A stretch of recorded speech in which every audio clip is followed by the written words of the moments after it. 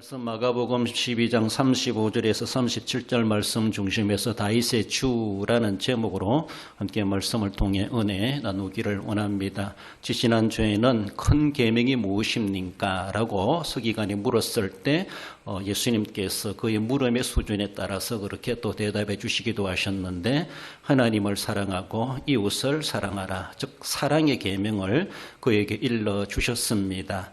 그렇습니다. 우리가 계명을 지킨다고 해서 다 구원받는 건 아니지만은 구원받은 하나님의 백성으로서 모든 계명을 요약해 볼 때에 사랑의 계명이다, 이렇게 말을 할 수가 있습니다. 이것도 저것도 다 지켰네요 라고 한다고 하지만은 실제적으로 우리가 사랑한다라면은 그 모든 것들도 다 지키게 되어져 있다라고 볼 수가 있죠. 우리가 오전에도 살펴보는 것처럼 사랑 빼놓고 그 무엇을 자랑할 수가 없다라고 말하는 것처럼, 그러므로 우리가 나는 의롭고 선하고 구제하며 성교하며 무엇을 했다 할지라도 사랑의 큰 계명을 우리가 제대로 기반으로 해서 섬기지 못한다면은 우리는 그저 자기 공로를 드러내는 것밖에 없다라고 볼 수가 있습니다.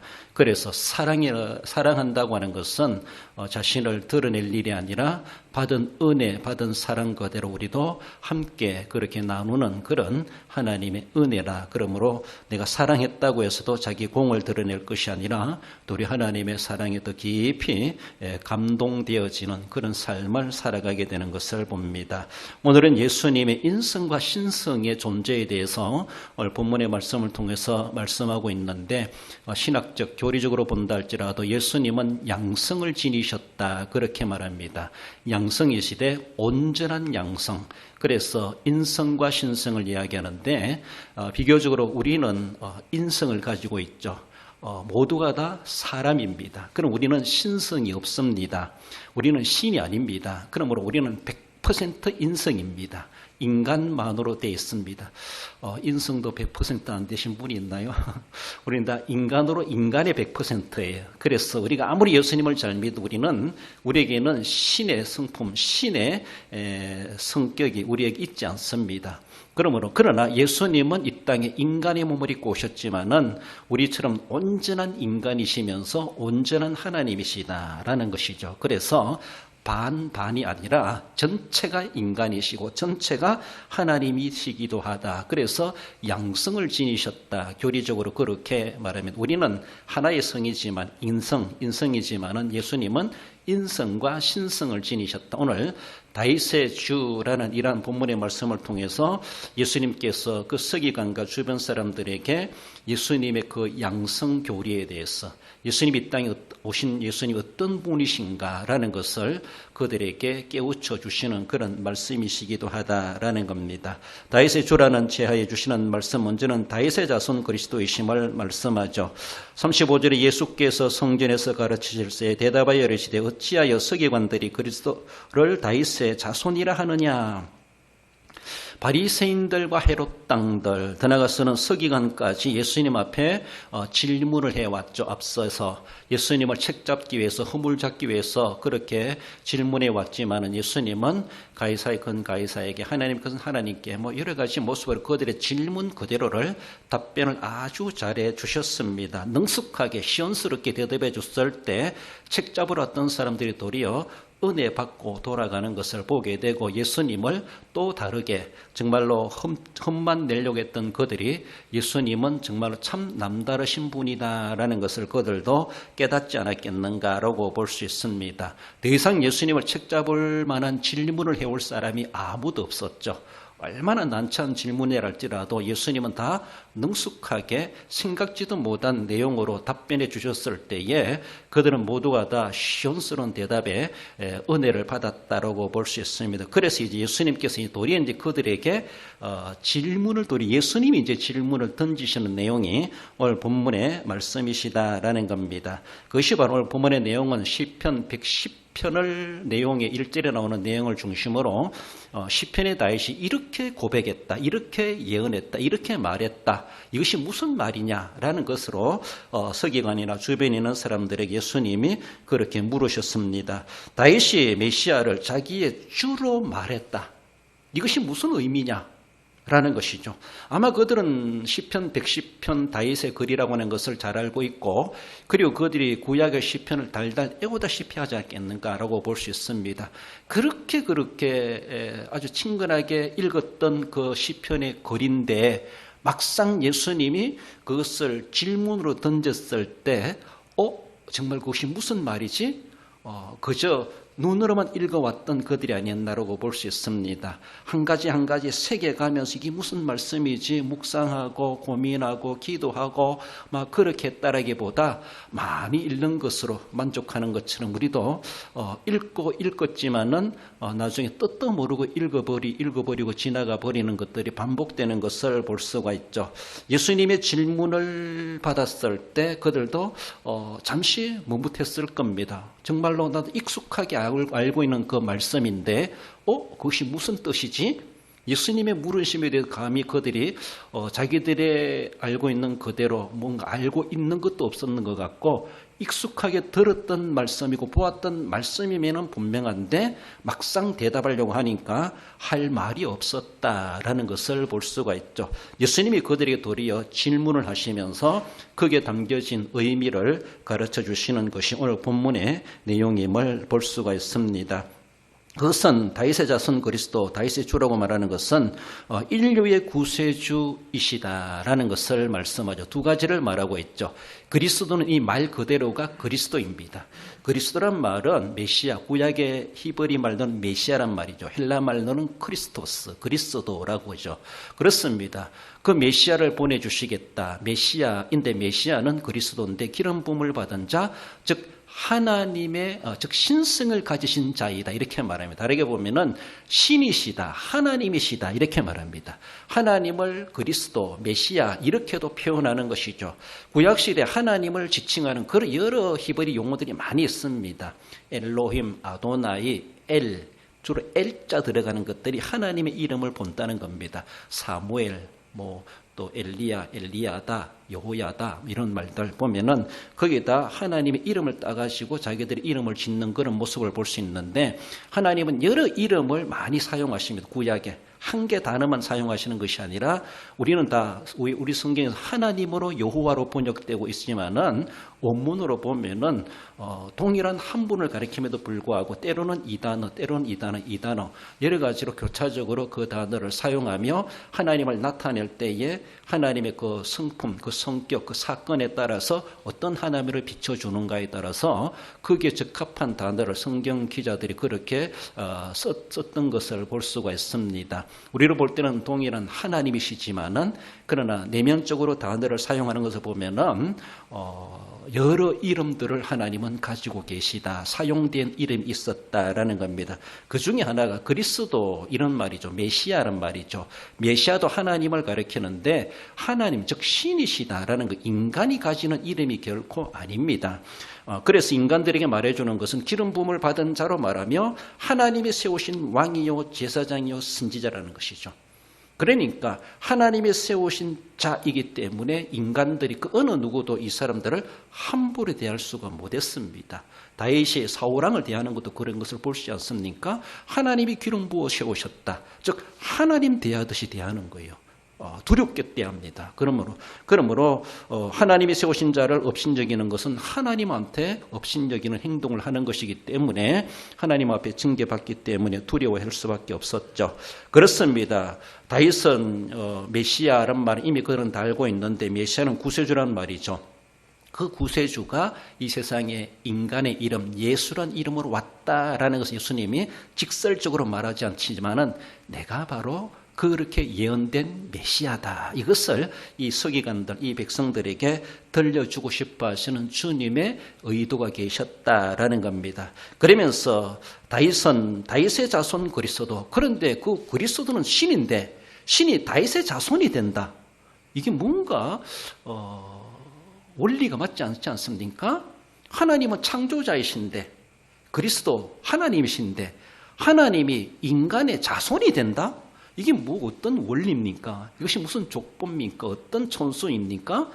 하나님은 인간을 창조하시고 보내시고 생사를 주관하시는 하나님이신데 그 하나님이 다윗의 자손이 된다. 될 수가 있습니까? 도저히 그들은 이걸 읽어보면서도 자기들은 이렇게 깊이 있게 숙고하지 못했을 겁니다. 그저 눈으로만 읽고 하나님 주신 말씀이니까 그러려니 그렇게 읽었지 않았겠는가라고 볼 수 있는데, 그러나 예수님은 바로 이것을 말씀하시는 것이죠. 그 하나님이 인간의 몸을 입고 온다, 이 말이죠.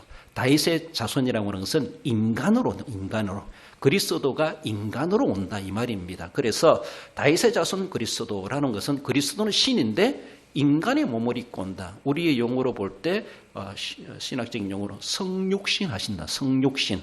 인간의 몸을 입고 오신 하나님 그리스도이시다라는 것이죠.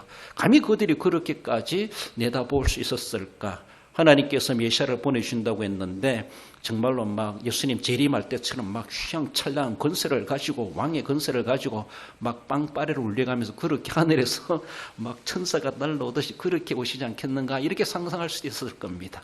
감히 그가 인간의 몸을 입고 이 땅에 인간처럼 오실 것이라고 하는 것을 선지서를 제대로 읽어보지 못했다면 그들은 잘 이해할 수가 없었을 겁니다. 예수님은 그것을 지금 말씀하시는 것이죠.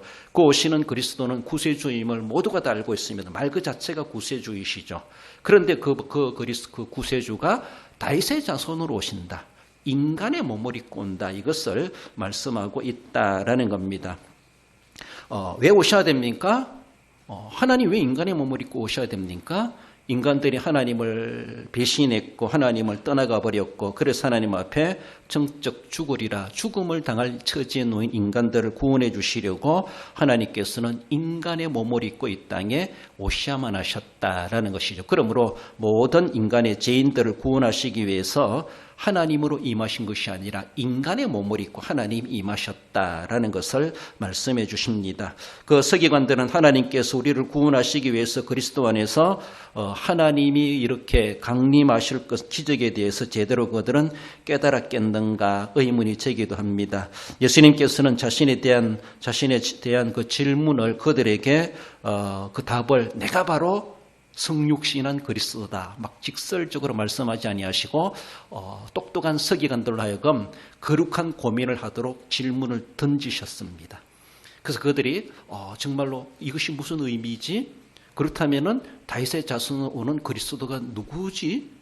누구를 가리키는 것이지? 그들로 하여금 이제 해답을 찾아갈 수 있도록 그저 안내 정도만 예수님께서 해주셨습니다. 바로 내가 그리스도다. 내가 바로 다윗의 자손으로 온 메시아다. 이렇게 말씀하셔도 되는데 그렇게 하기보다 그들 하여금 생각하게 만들고 그들 하여금 그 진리를 깨달아갈 수 있도록 예수님께서 직설적으로 말하지 않고 그 문제에 대해서 숙고하도록 하셨다. 그래서 본문에서도 그렇게 암시해 주고 있습니다. 혈통적으로 다윗의 자손이지만은 그러나 다윗은 그 자기의 자손으로 오는 그리스도를 향하여서 주라고 불렀다는 것이죠. 주라고 불렀다는 것이죠.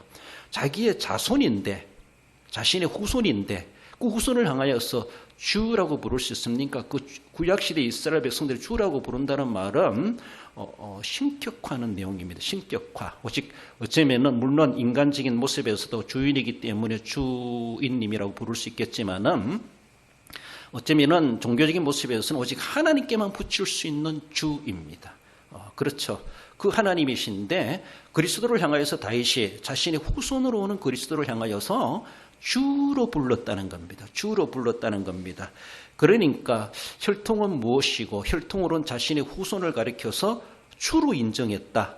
다윗이 그렇게 고백했다라는 것에 대해서 서기관들도 다 읽었습니다. 그 내용들을. 읽었는데 제대로 그 원리에 대해서 그들이 이해를 했겠는가라는 것입니다. 바로 인간의 몸을 입고 오시는 우리의 구세주이시다. 그리스도는 구세주란 말이잖아요. 우리의 구원의 주. 그런데 그가 다윗의 후손으로 오신다. 즉 인간의 몸을 입고 오시는 그리스도이시다. 그렇다면 인간의 몸을 입고 온 그리스도가 누구냐? 라고 그들은 이제 생각하게 되고 찾으려고 하게 돼 있고, 그럼 그분이 오셨느냐 안 오셨느냐라고 그들 하여금 이제 막 찾게 만드는, 결국은 그들 하여금 어쩌면은 예수님이 다윗의 자손으로 오신 그리스도이시다라는 것을 이제 찾다 보면은 그렇게 오게 되어 있지 않겠는가, 그렇게 볼 수가 있습니다. 그렇습니다. 다윗을 비롯한 인류의 구세주로 이 땅에 오셨습니다. 다윗의 주만이 아니죠. 주란 말은 나의 주라는 것이죠. 나의 하나님이시라는 말입니다. 그러므로 우리의 구세주 하나님, 다윗의 구세주만이 아니라 우리 모두의 구세주로 예수님은 이 땅에 오셨다라는 것으로 하여금 그들로 하여금 예수님을 인정하도록 만드시는 예수님의 유도해 가시는 질문이셨다라는 것이죠. 예수님의 정체를 예수님이 직설적으로 말씀하지 않지만은 하나의 학습적인 질문을 통하여서 그들로 하여금 결국은 예수님이 성육신하신 하나님이시구나라는 것을 그들로 하여금 스스로 찾아가서 믿음을 가질 수 있도록 예수님께서 그렇게 유도해 가셨던 것을 볼 수가 있습니다. 이미 예수님의 탄생 때부터 천사들을 통해서 그렇게 알려주셨죠. 읽어봅시다. 누가복음 2장 10절 11절입니다. 천사가 이르되 무서워하지 말라. 보라, 내가 온 백성에게 미칠 큰 기쁨에 좋은 소식을 너희에게 전하노라. 오늘 다윗의 동네에 너희를 위하여 구주가 나셨으니 곧 그리스도 주시니라. 할렐루야. 그렇습니다. 우리가 알고 있는 누가복음 2장 이 말씀은 당대 서기관들은 모를 거예요. 그렇죠? 모릅니다. 이것은 우리가 먼저 알 수 있는 진리의 말씀이라고 볼 수가 있는데 그들은 예수님의 탄생에 대해서, 그가 그리스도이심에 대해서 인정도 하지 않았을 것이고, 무슨 갈릴리에서 선한 것이 날 수 있겠느냐, 거기에서 날 수가 없다, 이런 모습이고 이미 선입견을 가지고 있죠. 이것은 신약 성경이기 때문에 당대에는 이 내용들이 제대로 보편화되지 못한 말씀이셨죠. 그렇습니다. 그들은 아무튼 그래서 이미 천사를 통해서 예수님이 다윗의 자손으로 이 땅에 오셨다라는 것을 알려주셨는데 그들은 예수님이 장성하기까지 그 사실을 제대로 알지를 못했다라고 볼 수 있습니다. 다윗의 자손으로 오신 그리스도이심을 말씀합니다. 나아가서는 다윗의 주 그리스도이심을 말씀하죠. 37절에 보면은 다윗이 그리스도를 주라 하였은즉 어찌 그의 자손이 되겠느냐 하시니 많은 사람들이 즐겁게 듣더라. 다윗의 주 그리스도라는 것은 다윗의 주만이 아니라 우리의 주도 되신다. 만인의 주, 만민의 주님이시다. 이것을 말씀해 주십니다. 메시아가 다윗의 후손으로 오실 것이라는 것은 구약 성경에 이미 예언되어 있습니다. 그렇잖아요? 선지서의 주로 이사야서를 통해서도 우리가 더 직설적으로 볼 수가 있는데 이미 그들은 다윗의 후손을 통해서 그리스도가 오실 것이라는 것을 이미 성경학자 서기관들은 잘 알고 있습니다. 특히 유대인들은 잘 알고 있다고 볼 수가 있습니다. 그러면서도 그리스도가 인간의 몸을 입고 다윗의 후손으로 온다는 그 원리에 대해서 신비로운 진리에 대해서는 제대로 깊이 있게 깨닫지를 못했을 겁니다. 아무튼 다윗의 후손으로 오실 것이라고 하는 것을 구약 성경을 통해서 그들은 기초를 가지고 있고 어쩜 두루뭉실하게라도 그렇게 의지하고 믿고 있지 않았겠는가라고 볼 수가 있습니다. 그렇습니다. 서기관들이 믿고 있는 것이 틀린 것이 아니라는 것이죠. 선지서에 그렇게 기록된 것이 잘못 기록된 것이 아니라는 것이죠. 하나님이시지만은 인간의 후손으로 오겠다는 것이죠. 즉 다윗의 후손으로 오시겠다는 것이죠. 그러면서도 그가 메시아라는 거예요. 다윗의 혈통을 타고 나는데도 인간이지 어찌 그가 하나님입니까? 그렇잖아요? 인간의 혈통을 타고 나면은 다윗의 후손을 피를 타고 다윗의 족보를 타고 내려오신다면은 인간인데 그를 가리켜서 메시아다, 그리스도다, 그걸 우리 인류의 구세주이시다 이렇게 말을 할 수 있다고 하는 것이 어쩌면 인간의 논리적으로도 의문적으로도 말로도 맞지 않다고 볼 수가 있는데 아무튼 선지자는 그렇게 예언했다는 것이죠. 그러니까 유대인들은 그게 내용에 대해서는 더 이상 이해는 못한다 할지라도 의문을 제기할 수가 없는 것이죠. 하나님의 선지자를 통해 그렇게 예언하게 하셨고 하나님이 하신다는 것이죠. 감히 어떻게 사람이 후손으로 오는데 그가 그리스도가 될 수가 있지? 라고 말할 수 있겠지만은 그러나 그들은 믿고 있었죠. 다윗의 후손을 통해서. 더 나아가서는 서기관들은 이 오시는 그리스도는 바로 자신의 유대인들을 위한 그리스도이시다. 그들은 아주 좁은 의미, 자기의 민족주의적인 희망만을 그들은 걸고 있었다라고 볼 수 있습니다. 그러나 하나님께서는 예수님을 이 땅에 그리스도로 보내신 것은 다윗으로 하여금 자기가 오시는 후손을 가리켜 주라 말하는 것은 다윗만이 아니라, 그리고 유대인만이 아니라 모든 만민들, 만인들의 주로 오신다, 만인의 그리스도로 오신다라는 것을 암시해 주고 있다라는 것이죠. 유대인들은 민족주의 사관에게서 자기들만이 구원받을 대상자인 줄 알았습니다. 자기들만이. 그러나 예수님 오늘 본문의 말씀을 통해서 다윗이 그리스도를 향하여 주라 말한 것은, 다윗이 주라 말한 것은 유대인 너희들의 주만이 아니라는 것을 예수님은 그들의 고정관념 사고방식을 깨뜨려 주시는 것이죠. 그리고 그들로 하여금 눈을 뜨게 하시는 것이죠. 신약 개념으로 바라보면은 선교관을 갖게 하는 것이죠. 너희들만을 위해서 오시는 그리스도가 아니라 만인을 위해서 오시는 주이시다라는 것을 말씀하시면서, 그것을 말씀하시고자 다윗이 그를 가리켜서 주라 말했다라고 말한다는 것이죠.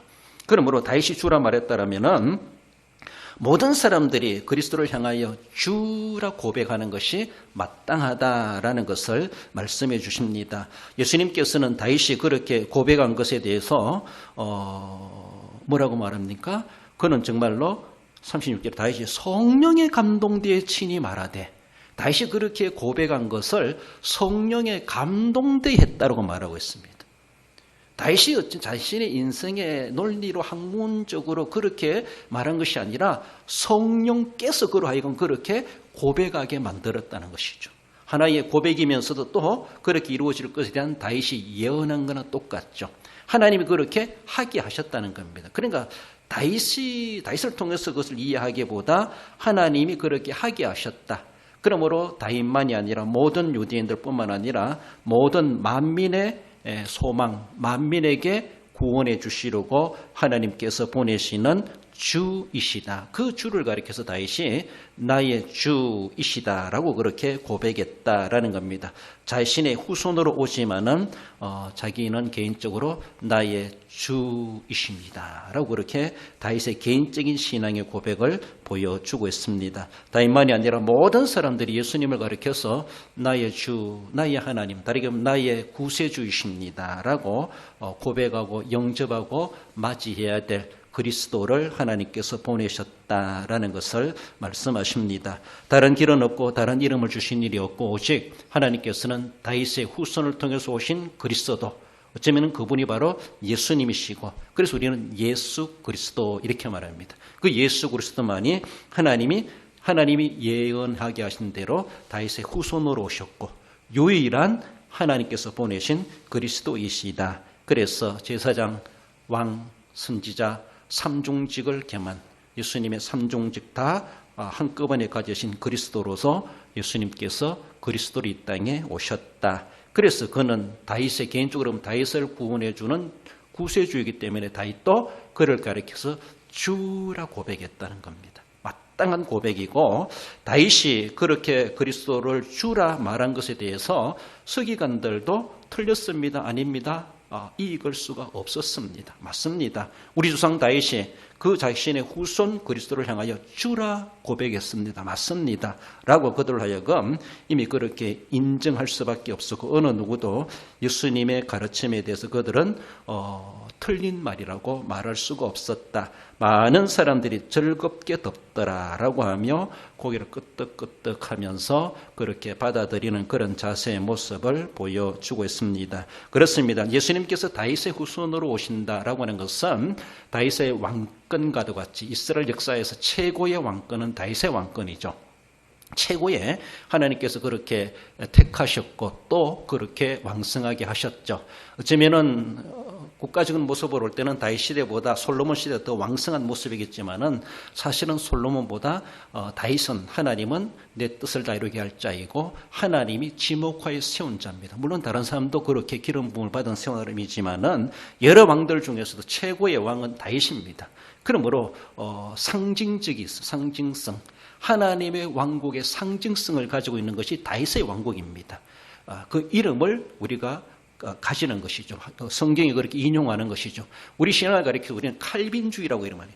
칼빈의 신앙을 따르는 것이 칼빈주의가 아니라 칼빈이 성경을 교리를 신학적으로 요약해가지고 우리가 그걸 제시해 놓았어요. 그래서 그 이름을 따가지고 칼빈주의를 할 뿐이지 칼빈의 개인의 신앙을 따르기 때문에 우리가 칼빈주의라 말하는 것이 아니에요. 성경적이기 때문에 그것을 우리에게 먼저 깨우쳐 줬기 때문에 예를 든다라면은 뭐 아스피린 이런 약도 그렇죠. 아스피린 누가 발명해 냈어요. 이 약 먹으면 이런 효과가 있다. 이제는 몰랐는데 아스피린은 사람 이름을 따가지고 약명이 생기는 거예요. 그것처럼 그래요.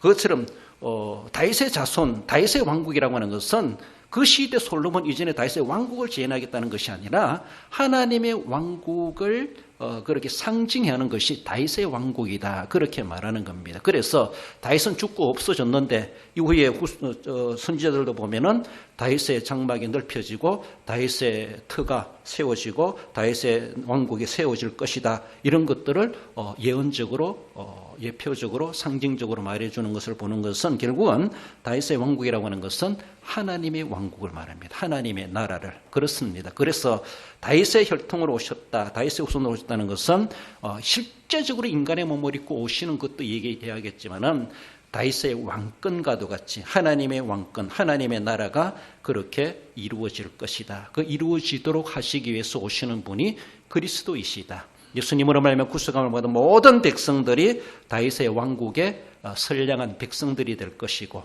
거기에서 모두가 다 다윗의 다스림을 받는 그런 나라가 되는 것처럼 예수님께서 다윗의 왕국의 왕권을 가지셔서 그 나라를 이루시기 위해서 이 땅에 오시게 되었고 그를 믿는 자들로 자기 백성 삼으시고 하나님의 나라를 형성해 가시는 이것이 하나님의 원대한 구속의 계획이시다. 그렇게 말할 수가 있습니다. 우리도 지금 이 땅에 살아가고 있지만 우리도 다 하나님의 왕국, 다윗의 왕국에 선택된 백성들이고 그 왕국에 하나님 즉 다윗의 다스림을 받으며 살아가는 자들이고 그 복락을 누릴 자들로 우리를 지금도 삼으셔서 주님 나라 가는 그날까지 그 믿음을 가지고 소망을 가지고 살게 하심에 대해서 우리는 감사하지 않을 수가 없습니다. 그 옛날 다윗 시대 우리는 다윗의 왕의 다스림을 경험하지 못했지만 이제는 진짜 실제적인 어쩌면은 이 세상적인 다윗의 왕국이 아니라 우주적이고 내세적인 또 영적인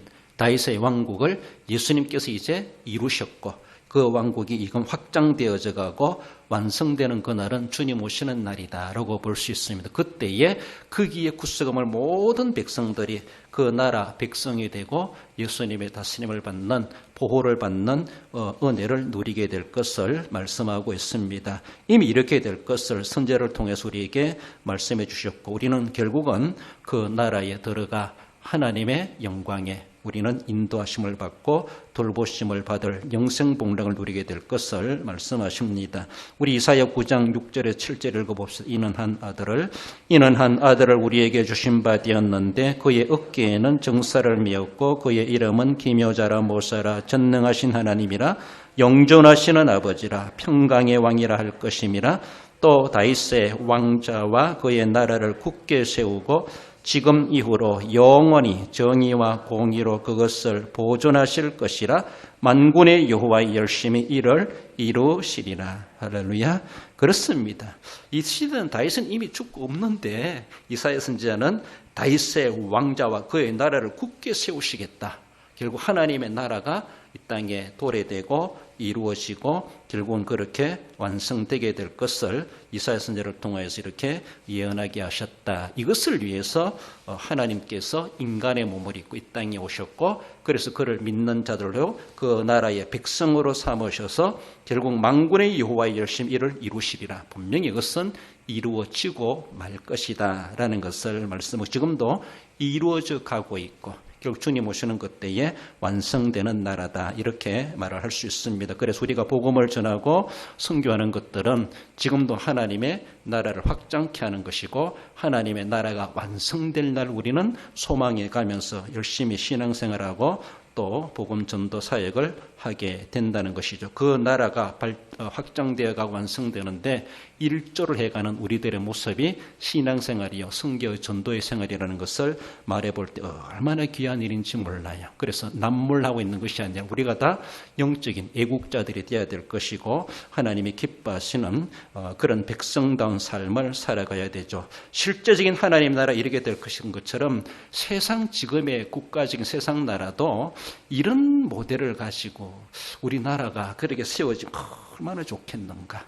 하나님이 원하시는 그 원리대로 정말 하나님이 기뻐하시는 나라대로 그렇게 세상 나라도 세워지면 얼마나 좋겠는가. 하나님 나라를 우리는 연상해 보면서 우리 대한민국도 그런 나라가 되게 해주세요. 그렇게 기도할 필요도 있다라는 것을 생각하며 실제적으로 세상 나라에 있던 하나님 나라에 있던 하나님이 기뻐하시는 나라로 세워지도록 육신적이든 영적인 애국자로서 주님 앞에 섬겨 살아가야 할 것입니다. 예수님은 다윗의 주만이 아니라 우리의 주님이시고 만민, 만인의 주가 되신다는 것을 분명히 말씀하고 있습니다. 그러므로 우리의 신앙의 고백에서도 예수님은 나의 주님이십니다. 나의 그리스도이십니다. 나의 구세 주님이십니다. 우리 스스로가 고백할 수 있어야 할 것입니다. 결론적으로 읽어봅시다. 예수 그리스도는 말씀대로 인간의 몸을 입고 오신 하나님이시며 유대인들 넘어 만민의 구주이심을 알고